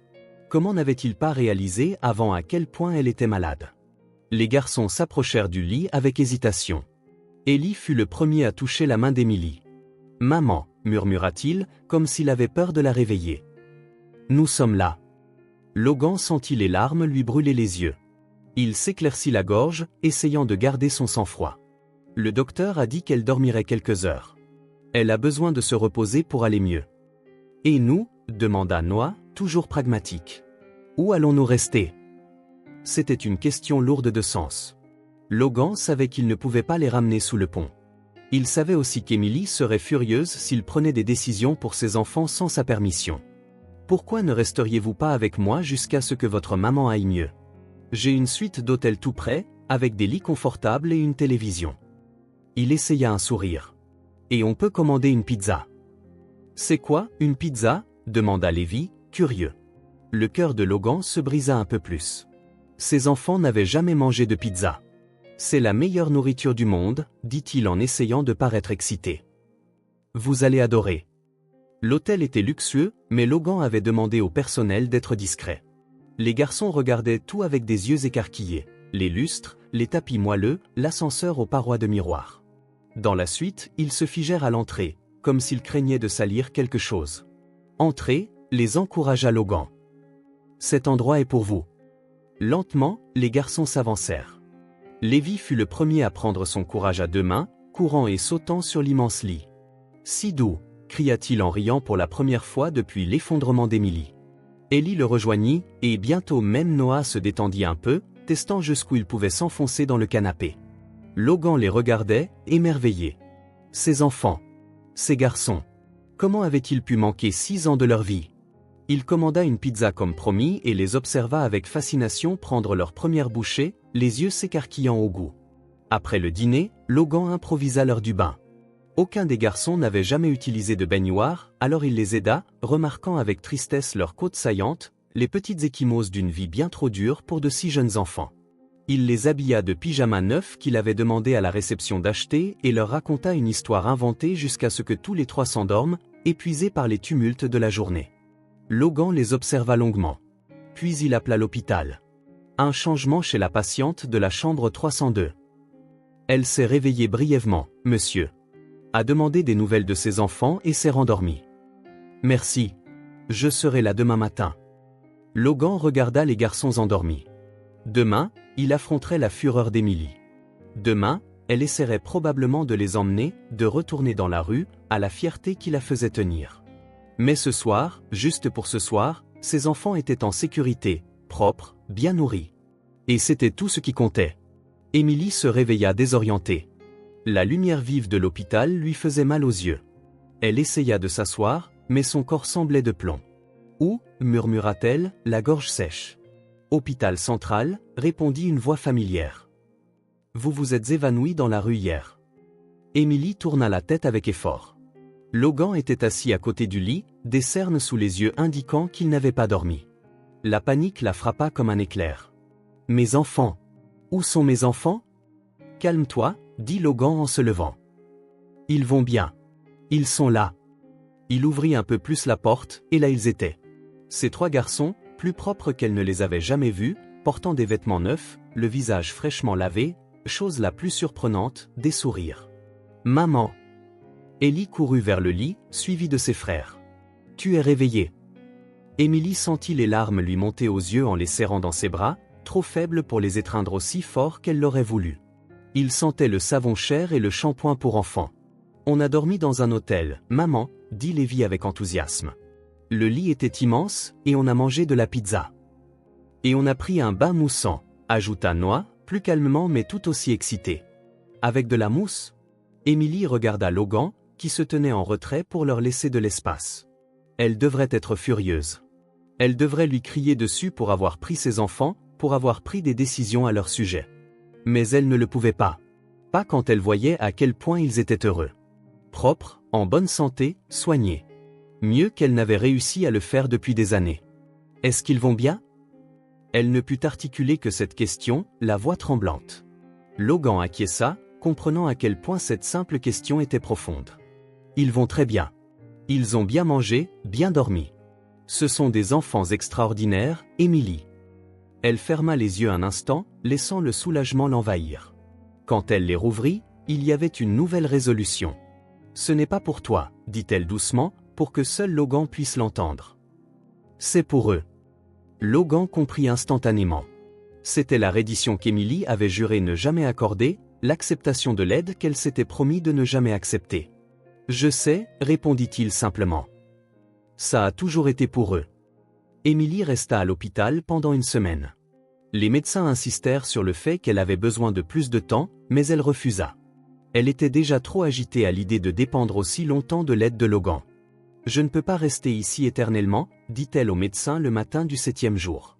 « J'ai 3 enfants à charge. »« Vos enfants sont bien soignés », répondit le médecin en jetant un regard significatif à Logan, qui se tenait dans l'embrasure de la porte. « Et vous devez retrouver pleinement vos forces. » Émilie suivit le regard du médecin. Logan était là tous les jours, amenant les garçons lui rendre visite, les emmenant quand elle avait besoin de se reposer. Il semblait différent de l'homme qu'elle avait connu des années auparavant, moins arrogant, plus présent. « Je me sens mieux », insista-t-elle. « Et je dois retourner, chez moi. » Le mot lui parut étrange. Elle n'avait pas de maison. Le médecin soupira. « Madame Carson, permettez-moi d'être franc. Votre corps est à sa limite. Anémie sévère, malnutrition chronique, début de pneumonie. Si vous retournez dans la rue maintenant, vous serez de retour ici dans moins d'1 mois. Et peut-être que la prochaine fois, nous n'aurons pas autant de chance. » Émilie baissa la tête. Elle savait que le médecin avait raison. Elle sentait la faiblesse dans ses os, la fatigue constante qu'une semaine de repos et une nutrition adéquate n'avaient pas guéri. « Émilie. » Logan s'approcha d'un pas, hésitant. « Pourrais-je te parler un instant, en privé ?» Elle acquiesça avec réticence, et le médecin quitta la pièce. « Je sais que tu ne veux pas de mon aide, » commença Logan, s'asseyant sur la chaise à côté du lit. « Et tu as tout à fait le droit de me détester pour ce que j'ai fait. Mais il ne s'agit plus de moi ou de toi maintenant. Il s'agit des garçons. » Émilie ne répondit pas, mais il vit qu'elle écoutait. « J'ai acheté une maison, dit-il enfin. Rien d'extravagant ni de tapac sans grave-l'œil. Une maison simple, avec assez de chambres pour tout le monde. Un petit jardin où ils pourront jouer. C'est près d'une bonne école. » Émilie leva les yeux, surprise. « Tu as acheté une maison ? Pour qui ? » ?»« Pour toi. Pour les garçons. Et pour toi, si tu veux. » »« Logan, je ne demande rien en retour, » se hâta-t-il de dire. « Je n'essaie pas de racheter ma place dans vos vies. Je veux juste que vous ayez tous un endroit sûr où vivre. » Émilie regarda par la fenêtre. Dehors, l'automne teintait les arbres de rouge et d'or. Depuis combien de temps n'avait-elle pas eu un vrai toit au-dessus de sa tête? Un endroit où elle n'avait pas à s'inquiéter de la pluie, du froid ou des gens dangereux. « Qu'est-ce qui se passera quand tu seras fatigué de jouer les héros ?» demanda-t-elle doucement, la voix ferme. « Quand la nouveauté s'estompera et que tu réaliseras qu'être père n'est pas aussi glamour que tu le pensais. » La question frappa Logan comme une gifle, mais il garda son sang-froid. Il méritait chaque mot. « Ce n'est pas un jeu pour moi, Émilie. La maison sera à ton nom. Les garçons ont besoin de stabilité, de sécurité. Ils ont besoin d'un foyer. » Émilie ferma les yeux un instant. Elle était si fatiguée. Si fatiguée de se battre, d'être forte tout le temps. « Puis-je au moins voir cet endroit avant de décider ?» Logan sourit, soulagé. « Bien sûr. En fait, les garçons y sont déjà. J'ai pensé qu'ils aimeraient la préparer pour toi. » La maison se trouvait dans un quartier paisible, ni riche ni pauvre. Des maisons simples avec de petits jardins, des arbres bordant le trottoir, un parc communautaire à quelques pâtés de maisons. Le taxi s'arrêta devant une bâtisse à 2 étages peinte d'un bleu doux. Il y avait des fleurs plantées devant et un petit porche avec une balançoire. « C'est ici », dit Logan en payant le chauffeur. Émilie regarda par la fenêtre avec appréhension. Cela ressemblait au genre de maison dont elle rêvait quand elle était plus jeune, le genre d'endroit où les enfants pouvaient grandir heureux. « Viens », l'encouragea Logan en ouvrant la portière du taxi. « Ils attendent. » Émilie sortit lentement, se sentant encore faible, s'appuyant sur le bras que Logan lui offrait sans y penser. Le geste familier, lui la soutenant pendant qu'il marchait, ramena des souvenirs qu'elle avait tenté d'enfouir. Avant qu'il n'atteigne la porte, celle-ci s'ouvrit brusquement et 3 petites tornades en sortirent en courant. « Maman! Maman, tu es venue !» Ellie fut le premier à l'atteindre, se jetant dans ses bras si fort qu'elle faillit tomber. Doucement, mon grand, rit Logan, stabilisant Émilie pour qu'elle ne tombe pas. Ta maman se remet encore. Pardon, marmonna Ellie en reculant légèrement, mais sans lâcher la main d'Émilie. Lévi dansait autour d'eux, incapable de contenir son excitation. Maman, il faut que tu vois ma chambre. Elle est bleue et il y a des étoiles qui brillent dans le noir au plafond. Noah, toujours le plus réservé, s'approcha calmement, mais ses yeux brillaient. On a aidé à tout arranger, dit-il fièrement. Pour que ça te plaise. Émilie sentit une boule dans sa gorge. Ses enfants avaient l'air différents. Pas seulement plus propres et mieux nourris, mais plus enfants. Libérés de cette inquiétude constante qu'elle avait toujours vue dans leurs yeux. Entrons, dit-elle, les laissant la guider à l'intérieur. L'intérieur de la maison était simple mais confortable. Des meubles douillets, rien d'ostentatoire, des couleurs chaudes sur les murs. Il y avait déjà des photos des garçons accrochés, Logan devait les avoir prises ces derniers jours. Viens voir les chambres. Lévi tira sur sa main avec enthousiasme. Émilie monta lentement les escaliers, s'habituant encore à se tenir debout après si longtemps à l'hôpital. À l'étage, il y avait 4 chambres. Les garçons l'emmenèrent d'abord dans la leur. La chambre de Lévi était effectivement bleue, avec des étoiles et des planètes peintes au plafond. Il y avait un lit en forme de vaisseau spatial et des étagères avec des livres et des jouets soigneusement rangés. « Tu aimes l'espace » demanda Émilie, surprise. Elle n'avait jamais eu l'occasion de découvrir les intérêts individuels de ses enfants. « Oui. Logan m'a montré un livre sur les astronautes. Je veux en être un quand je serai grand. » Émilie regarda Logan, qui se tenait dans l'embrasure de la porte, leur laissant de l'espace. « Logan, pas papa. Juste Logan. » Il semblait comprendre les limites. La chambre de Noah était verte, avec un bureau rempli de matériel de dessin. Les murs étaient décorés de croquis qu'il avait fait ces derniers jours. « Tu as dessiné tout ça » demanda Émilie, émerveillée. Noah acquiesça timidement. « Logan m'a acheté des crayons de couleur. Toutes sortes. » La chambre d'Ellie était rouge, avec une petite bibliothèque et un ours en peluche sur le lit. « L'ours en peluche, c'est pour que je ne fasse pas de cauchemars, » expliqua Ellie sérieusement. Logan a dit qu'il faisait peur aux monstres. Émilie sentit quelque chose d'étrange dans sa poitrine. Pas de la colère, comme elle s'y attendait, mais une gratitude réticente. Logan avait prêté attention à chaque garçon, à leur personnalité, à leurs peurs et à leurs rêves. « Et cette chambre » demanda-t-elle en désignant une porte fermée au bout du couloir. « C'est la tienne » répondit Noah, comme si c'était évident. « On a aidé à la décorer, mais Logan a dit que tu pouvais tout changer si ça ne te plaisait pas. » Émilie regarda de nouveau Logan. Il haussa les épaules, presque gêné. « J'ai pensé que tu aimerais avoir ton propre espace. » La chambre était simple et élégante. Des murs lavande douce, un grand lit avec une couette blanche, des rideaux qui laissaient entrer la lumière du soleil. Un petit vase de fleurs fraîches sur la table de chevet. Et sur le mur en face du lit, une photographie encadrée. Ces 3 garçons, souriants, prises récemment. Émilie sentit ses jambes flageoler et s'assit sur le bord du lit. C'était trop à assimiler. « Il y a encore une chose » dit Lévi en tirant à nouveau sur sa main. « La meilleure partie. » Les garçons la conduisirent en bas, par des portes vitrées, dans le jardin arrière.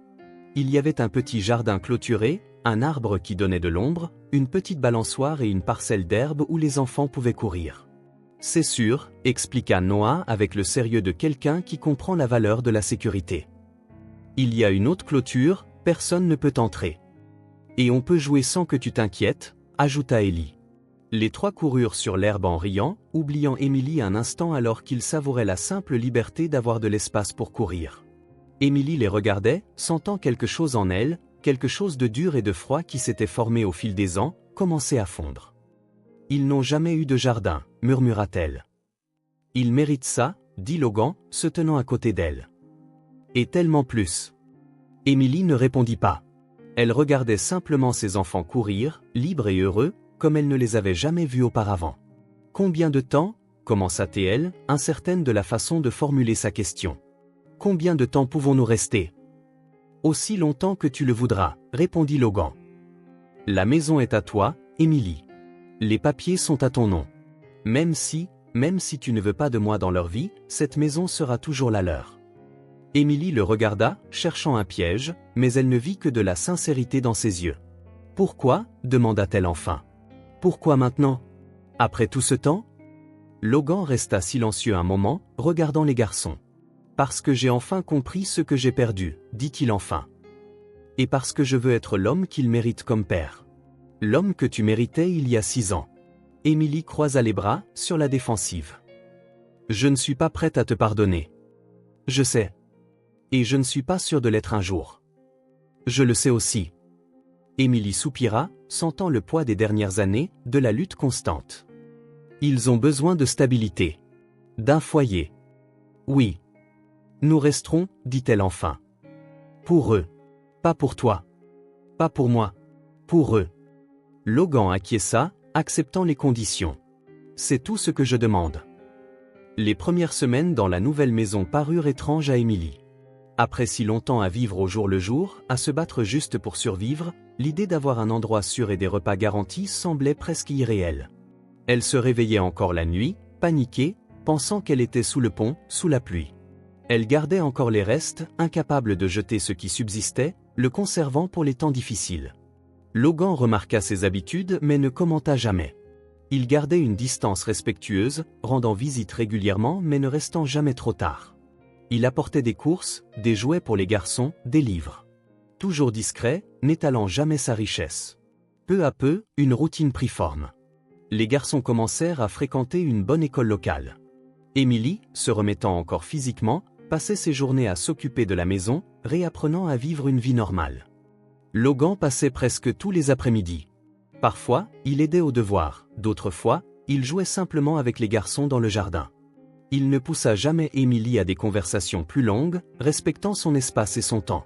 Noah fut le premier à se réchauffer envers Logan. Le garçon calme et observateur découvrit que Logan savait dessiner. Un jour, Émilie les trouva à la table de la cuisine, tête ensemble sur des feuilles de papier, Logan montrant à Noah comment dessiner un dragon. « Regarde maman », rayonna Noah en lui montrant le dessin. « Logan m'a appris à faire les écailles. » Émilie sourit, un vrai sourire, le premier depuis longtemps. « C'est magnifique, mon cœur. » Vint ensuite Lévi, fasciné par les histoires d'aventure. Il découvrit que Logan pouvait inventer des contes merveilleux sur les pirates et les trésors cachés. Bientôt, il s'asseyait sur les genoux de Logan chaque soir, suppliant pour juste une histoire de plus avant de se coucher. Ellie, toujours le plus prudent des trois, mit plus de temps. Mais Logan fut patient. Il apprit qu'Ellie aimait construire des choses, alors il apporta de petits kits de construction, des blocs, des trains, des puzzles. Il s'asseyait par terre avec Ellie, construisant en silence, respectant le rythme du garçon. Émilie observait tout cela de loin, avec un tourbillon d'émotions. Voir ses enfants si heureux était tout ce qu'elle avait toujours voulu. Mais les voir créer des liens avec l'homme qui les avait abandonnés avant leur naissance, cela la troublait encore. Il y avait des moments, cependant, où elle oubliait presque le passé. Comme lorsqu'elle les entendait tous rire dans le jardin en jouant au football, ou lorsqu'elle trouvait Logan lisant une histoire du soir à 3 garçons endormis blottis autour de lui. C'est par un après-midi pluvieux, près de 2 mois après leur emménagement dans la maison, que quelque chose changea. Les garçons jouaient dans le salon pendant qu'Émilie préparait le dîner. Logan était assis par terre avec eux, aidant à construire une forteresse d'oreillers. Lévi, toujours hyperactif, grimpa sur une pile d'oreillers et sauta, s'attendant à ce que Logan le rattrape. Mais il calcula mal. Il heurta le coin de la table basse, se cognant durement le front. Le bruit sourd fit lâcher sa cuillère à Émilie, qui se précipita dans le salon. Lévi était par terre, un mince filet de sang coulant de son front, son visage figé dans cette seconde qui précède un gros chagrin. Avant qu'Émilie ne puisse l'atteindre, Lévi se releva en titubant et courut dans l'autre sens. « Papa » gémit-il en se jetant dans les bras de Logan. « Ça fait mal. » Le temps sembla se figer. Ce mot, « papa », flottait dans l'air, fragile et précieux. Logan resta immobile un instant, le choc peint sur son visage. Puis, sentant les larmes de Lévi, il le serra contre lui, examinant la coupure. « Ça va aller, mon grand » murmura-t-il, la voix étranglée par l'émotion. « Juste une petite coupure. Ça va vite guérir. » Émilie attrapa la trousse de premier secours pendant que Logan calmait Lévi. Quand elle revint, Noah et Ellie s'accrochaient aussi à Logan, effrayés par le sang. « Ce n'est rien de grave » assura Logan à tout le monde pendant qu'Émilie nettoyait la plaie et appliquait un pansement. « Tu vois, maman a réparé » renifla Lévi en essuyant ses larmes. « Merci maman. Merci papa. » Encore une fois, ce mot. Et cette fois, Logan ne put cacher ses sentiments. Ses yeux brillaient de larmes non versées, et il s'éclaircit la gorge, se détournant légèrement. « De rien, mon grand, dit-il d'une voix rauque. Et si on finissait notre forteresse maintenant ?» Les garçons oublièrent vite l'incident, retournant à leur jeu. Logan s'excusa, disant qu'il avait besoin d'aller aux toilettes. Émilie le vit se hâter à l'étage.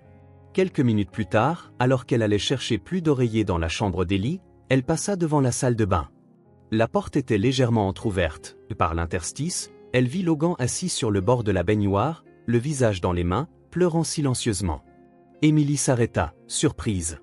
Pendant toutes les années où elle l'avait connu, elle ne l'avait jamais vu pleurer. Pas même quand ils avaient rompu, quand elle avait quitté l'hôpital avec les bébés. Jamais. Elle s'éloigna sans un bruit, une sensation inconnue dans la poitrine. Ce n'était pas du pardon. Pas encore. Mais peut-être était-ce le début de la compréhension. Dans les jours qui suivirent, papa devint courant dans le vocabulaire des garçons.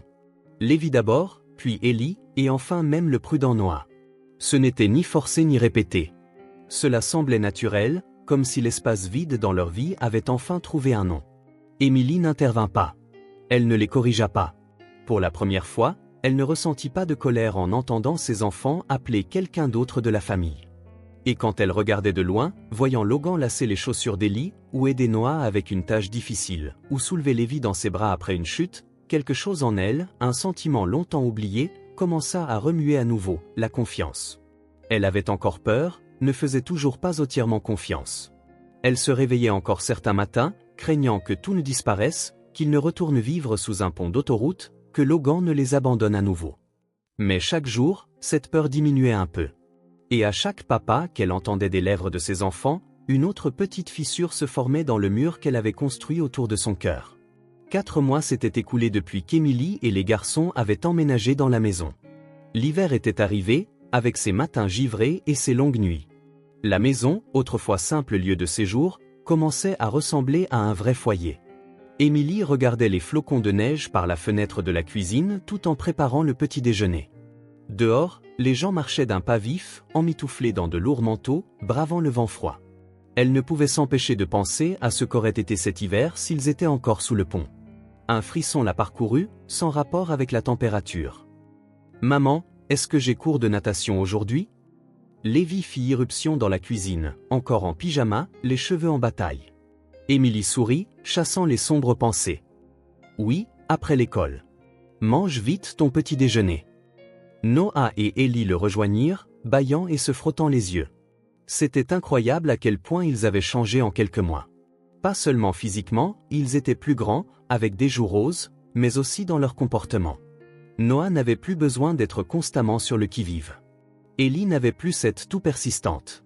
Lévi, eh bien, Lévi était toujours Lévi, mais maintenant il avait de la place pour être l'enfant énergique qu'il avait toujours été. « Est-ce que papa vient nous chercher à l'école aujourd'hui ?» demanda Ellie en mordant dans une tartine. Émilie hésita une fraction de seconde avant de répondre « Oui, il a dit qu'il viendrait. » C'était encore étrange d'entendre ses enfants appeler Logan papa, mais elle ne pouvait nier qu'il l'était vraiment devenu pour eux. Il se montrait à chaque moment important, aidait aux devoirs, les emmenait chez le médecin, assistait aux réunions scolaires. Tout ce qu'un père devrait faire. Et surtout, il ne rompait jamais une promesse. S'il disait qu'il serait là, il l'était. Pour Émilie, qui connaissait l'ancien Logan, celui qui disparaissait quand les choses devenaient difficiles, c'était peut-être le changement le plus significatif. Les garçons finirent leur petit déjeuner et allèrent se préparer pour l'école. Émilie resta dans la cuisine, perdue dans ses pensées. La sonnette retentit, la sortant de sa rêverie. « J'y vais !» cria Noah de l'étage. Émilie entendit la porte s'ouvrir et le salut joyeux de Logan au garçon. Elle prit une profonde inspiration, se préparant à le voir. Même après des mois, elle ressentait toujours un mélange confus d'émotions chaque fois qu'il était là. Logan apparut dans l'embrasure de la cuisine, portant Ellie sur son dos. « Bonjour », dit-il, légèrement essoufflé par leur jeu. « Je suis venu tôt pour aider à emmener les garçons à l'école. Il neige pas mal. » Émilie acquiesça, reconnaissante de l'aide. « Merci. Ils sont presque prêts. » Logan déposa Ellie par terre, lui ébouriffant les cheveux. « Va finir de te préparer, mon grand. J'ai besoin de parler à ta maman une minute. » Ellie s'enfuit et Logan s'approcha, l'air un peu mal à l'aise. « Tout va bien, demanda Émilie, remarquant sa tension. Oui, je.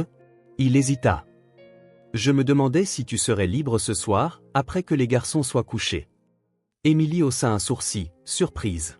Pourquoi? J'ai besoin de te parler de certaines choses. Il y avait un sérieux dans son ton qu'elle n'avait pas l'habitude d'entendre. Un instant, sa vieille peur refit surface. Était-ce le moment où il allait dire qu'il était fatigué, que jouer à la famille était terminé? Rien d'inquiétant, l'assura rapidement Logan, lisant son expression. Juste des choses que j'aurais dû te dire il y a longtemps. Émilie acquiesça lentement. D'accord. Ils dorment généralement vers 20h. Je passerai vers 21h alors. Merci. Le reste de la matinée se déroula normalement. Logan aida à conduire les garçons à l'école, puis se rendit au travail. Émilie passa la journée à organiser la maison, faire les courses, et finalement récupérer les garçons à l'école lorsque la neige se calma. Mais toute la journée, les paroles de Logan résonnèrent dans son esprit. Qu'y avait-il de si important, de si sérieux? Ce soir-là, après le dîner, le bain des garçons et l'heure de l'histoire, Logan appela pour leur souhaiter bonne nuit, comme il le faisait toujours lorsqu'il n'était pas là. Émilie eut enfin un moment pour elle. Elle se regarda dans le miroir de la salle de bain. Elle était différente de la femme qui avait vendu des bonbons à un feu de circulation quelques mois plus tôt. Son visage n'était plus aussi émacié, ses cheveux brillaient de santé et ses yeux n'avaient plus ce regard craintif constant. Mais à l'intérieur, elle portait encore les cicatrices de 6 années de lutte et d'abandon. La sonnette retentit à 21h précises. Émilie prit une profonde inspiration et alla ouvrir. Logan se tenait là, des flocons de neige sur les épaules de son manteau sombre. Il tenait une petite boîte dans ses mains. « Puis-je entrer » demanda-t-il, presque timidement. Émilie acquiesça, s'écartant. Les garçons dorment déjà. Logan enleva son manteau et le suspendit. Il suivit Émilie dans le salon, où un petit feu crépitait dans la cheminée. Il avait pensé à tout en achetant cette maison, sachant à quel point Émilie avait toujours froid. « Voudrais-tu du thé » offrit Émilie, se sentant étrangement formelle avec l'homme qu'elle avait autrefois connu si intimement. « Non, merci. Je. » Il baissa les yeux sur la boîte dans ses mains, puis la lui tendit. « C'est pour toi. » Émilie l'accepta avec précaution. Ce n'était pas un cadeau emballé, juste une simple boîte en carton. Elle l'ouvrit doucement. À l'intérieur se trouvaient des photographies, des dizaines d'entre elles, imprimées sur papier glacé. Des photos des garçons, prises au cours des dernières semaines et des derniers mois. Noah concentré sur ses dessins, Lévi en plein saut au parc, Ellie dormant, serrant son ours en peluche. Les trois ensemble, riant, jouant, vivant. « J'ai pensé que ça te plairait, » dit Logan doucement. « Je sais que tu as manqué beaucoup de moments quand tu étais dans la rue. Des moments où prendre des photos était impossible. » Émilie les feuilleta, une boule dans la gorge. Tant d'amour capturé dans ces images, tant de la personnalité unique de chaque enfant. « Merci » murmura-t-elle, surprise par la gentillesse de ce geste. Logan s'assit sur le canapé d'en face, se penchant en avant, les coudes sur les genoux. Il y avait une tension dans ses épaules qu'Émilie n'avait pas vue auparavant. « Ce n'est pas la seule raison pour laquelle je suis venu, » dit-il après un moment. « Je suis venu parce que je pense que tu mérites de connaître la vérité. Toute la vérité. » Émilie replaça soigneusement les photos dans la boîte, lui accordant toute son attention. « Quelle vérité ?» Logan passa ses mains sur son visage, un geste las qui le faisait paraître plus âgé que ses 30 et quelques années. « Sur pourquoi j'ai fait ce que j'ai fait. Pourquoi je vous ai quitté. » Émilie se tendit. Il n'avait jamais parlé ouvertement de ces jours-là. Il marchait sur des œufs autour du sujet, comme une blessure encore trop à vif pour être touchée. « Tu n'es pas obligé. »« Si, je le suis, » interrompit doucement Logan. « Je porte ça en moi depuis 6 ans, et tu mérites de savoir. Même si cela ne change rien. » Émilie acquiesça lentement, se préparant à ce qu'il allait dire. Logan prit une profonde inspiration, comme pour rassembler son courage. « Mon père, » commença-t-il, la voix plus basse que d'habitude. William Bennett était un homme difficile. Exigeant, froid. Il a bâti un empire en étant impitoyable en affaires, et tout aussi impitoyable à la maison. Émilie connaissait une partie de l'histoire. Logan parlait rarement de son père autrefois. « J'ai grandi en entendant que les sentiments étaient des faiblesses, que les vrais hommes ne montraient pas leurs émotions, que le succès en affaires était la seule mesure de valeur. » Logan se leva, agité, marchant vers la fenêtre. Dehors, la neige continuait de tomber silencieusement. Je détestais la façon dont mon père agissait, continua-t-il, le dos toujours tourné. Je détestais la façon dont il traitait ma mère, la façon dont il me traitait. J'ai juré que je serais différent. Que je ne serais jamais comme lui. Il laissa échapper un rire amer, sans joie. Et au final, je suis devenu exactement comme lui. Froid, distant, obsédé par le travail. J'ai mis le succès, l'argent, son approbation au-dessus de tout. Au-dessus de toi. Au-dessus de nos enfants. Logan se tourna pour lui faire face, et Émilie vit quelque chose de nouveau dans ses yeux, une vulnérabilité pure.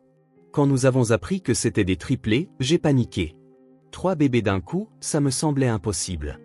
Et mon père n'arrêtait pas de dire que ma vie était finie, que tu étais une distraction, que les enfants n'étaient qu'un fardeau qui me retenait. Émilie sentit une vague de colère à ces mots. Alors tu as choisi de le croire. Oui, admit Logan, la voix pleine de honte.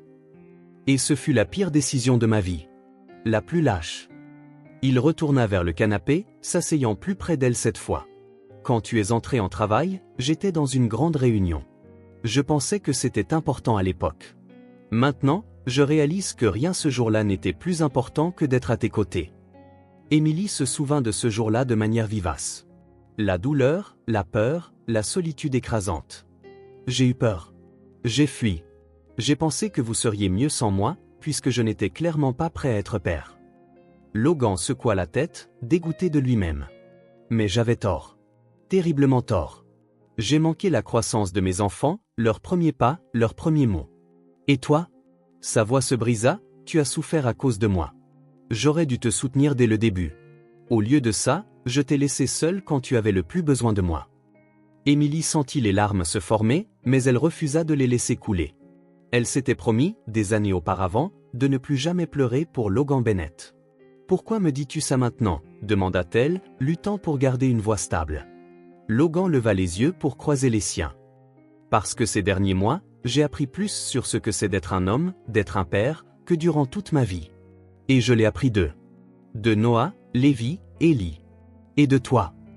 Il se pencha en avant, les mots venant rapidement maintenant. Mon père est mort il y a 2 ans. Sur son lit de mort, il m'a dit qu'il regrettait tout. Comment il avait vécu, comment il m'avait élevé. Il m'a dit de ne pas faire ses erreurs. À l'époque, j'ai pensé que c'était juste les divagations d'un mourant. Maintenant, je comprends ce qu'il voulait dire.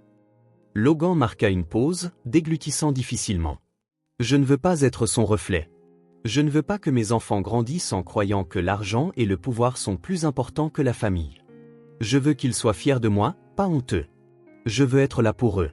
Je veux... Sa voix vacilla à nouveau. Je veux être digne de chaque papa qu'ils disent. Le silence qui suivit sembla vibrer de l'intensité de sa confession. Émilie sentit sa poitrine se serrer d'émotions contradictoires. Vieille colère pour l'abandon, gratitude réticente pour son aide récente, et quelque chose d'autre qu'elle n'était pas prête à nommer. Pourquoi cela a-t-il pris si longtemps? Demanda-t-elle enfin.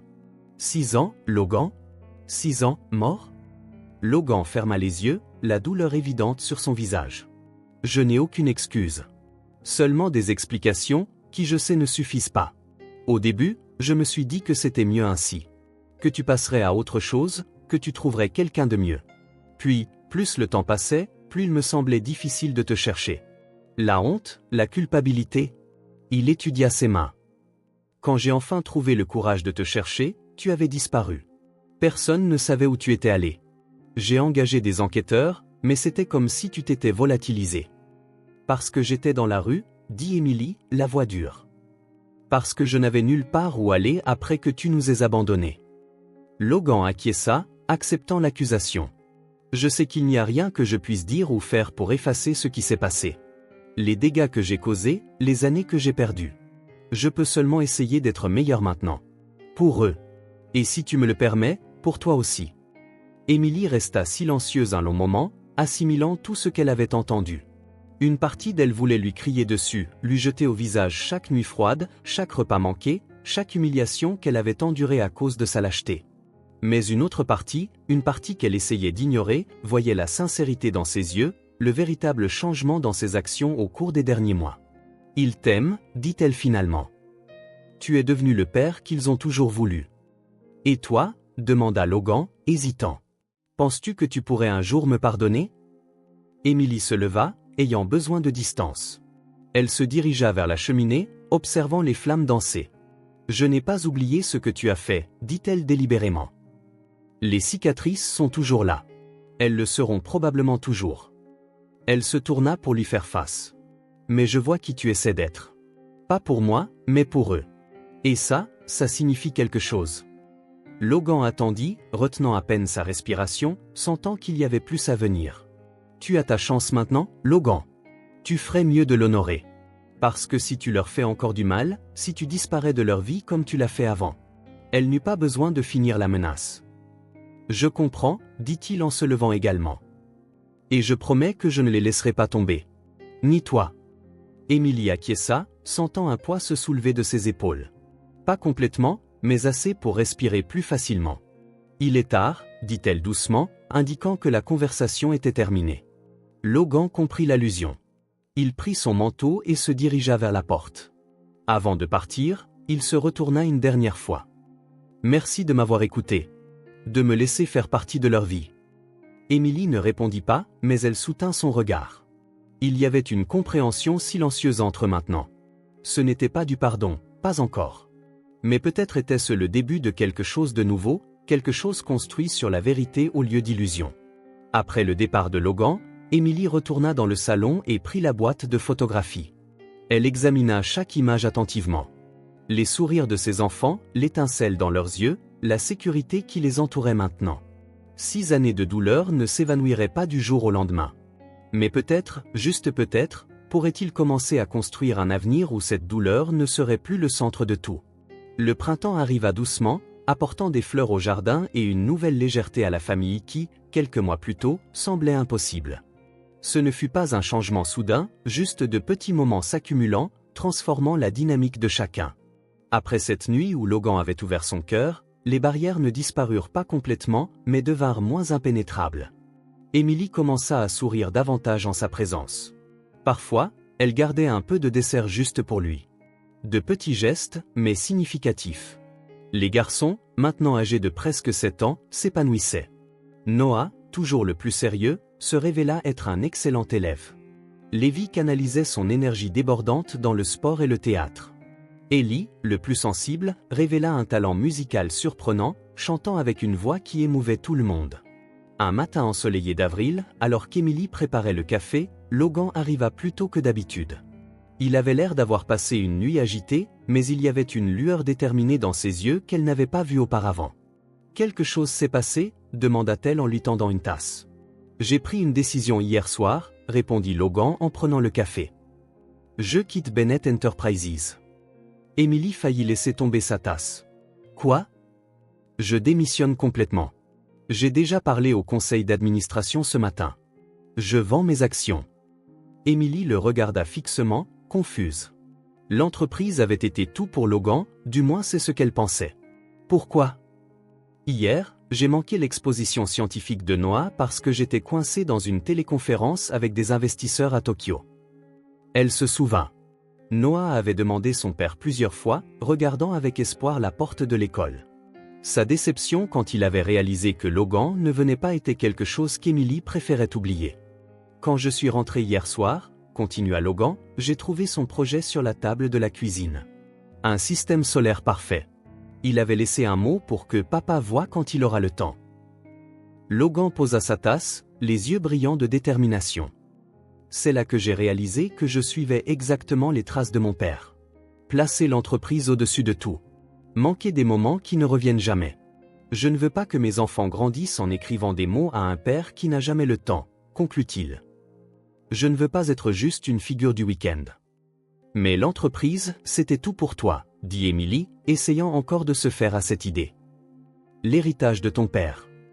L'héritage de mon père a failli détruire notre famille, dit Logan fermement. Je ne le laisserai pas continuer à nous séparer. Alors, que vas-tu faire ? Logan sourit, paraissant soudain plus léger. Je serai père à plein temps. Et peut-être qu'un jour, je commencerai quelque chose de nouveau. Quelque chose de plus petit, de plus significatif. Quelque chose qui me permette d'être là pour chaque pièce de théâtre, chaque match, chaque moment important. Émilie sentit une étrange émotion monter dans sa poitrine. Voir Logan choisir consciemment la famille avant tout, même l'empire que son père avait bâti, toucha une partie d'elle qu'elle croyait morte depuis longtemps. Cet après-midi-là, quand les garçons rentrèrent de l'école, Logan attendait à la porte. Ce n'était pas inhabituel qu'il soit là, mais quelque chose en lui était différent. Il ne vérifiait pas son téléphone, n'avait pas l'air pressé. Il était simplement présent. « Papa !» cria Lévi en courant dans ses bras. « Salut, mon grand !» rit Logan en le soulevant. « Comment s'est passée l'école aujourd'hui ? Regarde ce que j'ai fait en art plastique. » Ellie les rejoignit, tendant un dessin coloré. « C'est génial, Ellie. On va l'accrocher sur le frigo. » Noah s'approcha plus lentement, avec précaution. « Tu as vu mon projet scientifique ?» demanda-t-il, hésitant. Logan s'agenouilla pour rencontrer les yeux de son fils. « Je l'ai vu. C'est le meilleur système solaire que j'ai jamais vu. Et devinez quoi ? J'ai une surprise pour vous. » Les trois garçons se rassemblèrent, curieux. « À partir d'aujourd'hui, je serai à la maison tous les jours quand vous rentrerez de l'école. Donc, je serai à chaque match, chaque spectacle, chaque réunion. Je ne manquerai plus rien. »« Tu ne travailles plus ?» demanda Noah, toujours perspicace. « Je vais travailler sur quelque chose de différent. Quelque chose qui me permette d'être beaucoup plus avec vous. »« Promis ?» demanda Ellie, ses grands yeux bleus fixés sur son père. « Promis ?» répondit Logan avec un sérieux qui, même Emily, observant depuis la porte de la cuisine, trouva émouvant. « Et cette fois, c'est une promesse que je ne romprai jamais. » Les semaines suivantes apportèrent une transformation remarquable. Logan était là pour tout. Aider aux devoirs, préparer le dîner, parfois apprendre à gérer les crises quotidiennes de trois garçons énergiques. Il découvrit qu'il avait beaucoup à apprendre. Comment calmer Ellie après un cauchemar, comment rediriger l'énergie de Lévi sans rendre tout le monde fou, comment encourager Noah à s'ouvrir davantage, à faire plus confiance. Il y eut des moments difficiles, bien sûr. Des nuits où Logan se sentait perdu sans les structures strictes de son ancienne vie. Des jours où la patience était mise à rude épreuve avec les exigences incessantes de trois enfants. Des moments où Emily le trouvait fixant par la fenêtre, l'air distant. Mais ces moments se firent plus rares, remplacés par de nouveaux. Des éclats de joie pure que Logan n'avait jamais connus dans les salles de conseil ou en signant de gros contrats. Comme la première fois qu'il apprit aux garçons à faire du vélo, ou quand il aida Noah à construire un volcan pour l'exposition scientifique, ou simplement assis par terre dans le salon à construire des forts d'oreillers et à raconter des histoires de dragons et de chevaliers. Emily observait ces changements avec un mélange de surprise et de quelque chose qu'elle hésitait encore à appeler de l'espoir. Il y avait des moments où elle se surprenait à regarder Logan, à vraiment le regarder, et à voir non pas l'homme qu'il avait abandonné, mais l'homme qu'il devenait. Le père que ses enfants méritaient. L'anniversaire des garçons se leva, clair et ensoleillé. Ils avaient prévu un simple pique-nique dans le parc. Rien d'extravagant. Juste la famille réunie, des gâteaux faits maison, un pour chaque garçon, avec leur saveur préférée, et des cadeaux choisis avec soin. Emily étendit une grande couverture sur l'herbe pendant que Logan aidait les garçons à installer un mini-jeu de cricket. Leur rire résonnait dans le parc, sincère et insouciant. « Maman, regarde !» cria Lévi, frappant la balle avec une force surprenante pour sa taille. « Je vois, mon cœur !» répondit Emily en arrangeant les sandwichs qu'elle avait préparés. C'était une journée normale pour beaucoup de familles, un simple pique-nique du dimanche. Mais pour eux, cela représentait quelque chose de profond, la normalité. La normalité qu'ils n'avaient jamais eue. Après avoir mangé, les garçons coururent jouer avec d'autres enfants. Logan et Emily restèrent assis sur la couverture, observant dans un silence confortable. « Ils sont heureux », commenta Logan, regardant les trois petites tornades courir sur l'herbe. « Oui », acquiesça Emily. « Plus heureux que je ne les ai jamais vus. » Un autre moment de silence, celui-ci chargé de sens inexprimé. « Et toi ?» demanda enfin Logan en se tournant vers elle. « Es-tu heureuse, Emily ?» La question la surprit. Non pas par ce qu'elle était, mais par sa simplicité directe. Depuis combien de temps personne ne lui avait demandé si elle était heureuse ? Emily regarda ses enfants jouer, le ciel bleu vif au-dessus, l'homme à côté d'elle. L'homme qui l'avait profondément blessé, mais qui maintenant, jour après jour, essayait de réparer ce qu'il avait brisé. « J'apprends à être de nouveau heureuse », répondit-elle honnêtement. « Et c'est déjà plus que je n'aurais jamais cru possible. » Logan acquiesça, comprenant. Il posa sa main sur la couverture. Ne demandant rien, juste offrant. Après un moment d'hésitation, Emily posa sa main sur la sienne. C'était la première fois en 7 ans qu'ils se touchaient ainsi, Par choix, non par nécessité. Je te pardonne, dit-elle doucement, les surprenant tous les deux. Pas parce que tu le mérites, ni parce que le passé peut être effacé. Mais parce que tu as choisi de rester. Et parce qu'ils ont besoin de nous deux, ensemble. Logan ferma les yeux un instant, absorbant le poids de ses mots. Quand il les rouvrit, il brillait de larmes. Merci, dit-il simplement en lui serrant doucement la main.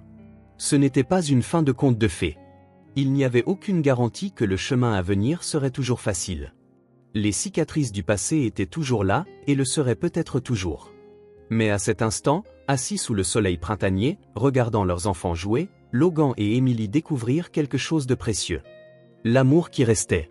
L'amour qui, malgré tout, avait survécu. Changé, testé, plus sage peut-être, mais toujours là. Comme une braise qui ne s'était jamais complètement éteinte. Les garçons revinrent en courant, les visages rouges et souriants, interrompant l'instant. Mais la connexion demeurait. Les mains d'Emily et de Logan, toujours jointes sur la couverture de pique-nique. L'heure des cadeaux, annonça Lévi, toujours impatient. Emily sourit, observant l'excitation des trois tandis que Logan distribuait les paquets soigneusement emballés. Elle pensa à la façon dont la vie peut changer de manière inattendue. 7 ans plus tôt, sous un pont glacial, tenant 3 nouveau-nés, Emily s'était juré de ne plus jamais faire confiance à Logan Bennett. Ne plus jamais ouvrir son cœur à l'amour. Ne plus jamais croire aux promesses. Maintenant, alors qu'Ellie serrait Logan fort dans ses bras, le remerciant pour la nouvelle guitare, alors que Noah montrait fièrement son nouveau télescope, alors que Lévi sautait de joie devant son nouvel uniforme de football complet, Emily réalisa que le cœur humain a une capacité surprenante à guérir. À pardonner. À aimer à nouveau. Une nouvelle famille s'était formée. Pas parfaite, pas sans cicatrices, mais entière. Et alors que le soleil entamait sa lente descente à l'horizon, les baignant d'une lumière dorée, Emily comprit que certaines histoires méritent un second commencement. Un vrai redémarrage, sans illusion de perfection, mais avec quelque chose de bien plus précieux, l'amour vrai. Le genre d'amour qui connaît la douleur, qui comprend le sacrifice, et qui choisit, malgré tout, de rester. Car au final, ce n'est pas l'amour parfait qui unit une famille. C'est l'amour imparfait, testé et survivant toujours aux tempêtes. L'amour qui reste quand il serait plus facile de partir. L'amour qui construit, jour après jour, un foyer là où il n'y avait autrefois qu'une maison. Et cet amour, l'amour qui restait, était plus que suffisant. Si cette histoire vous a touché le cœur, abonnez-vous à la chaîne et activez les notifications pour ne pas manquer les prochaines. Laissez un j'aime car cela aide cette histoire à être recommandée à plus de personnes. À la prochaine.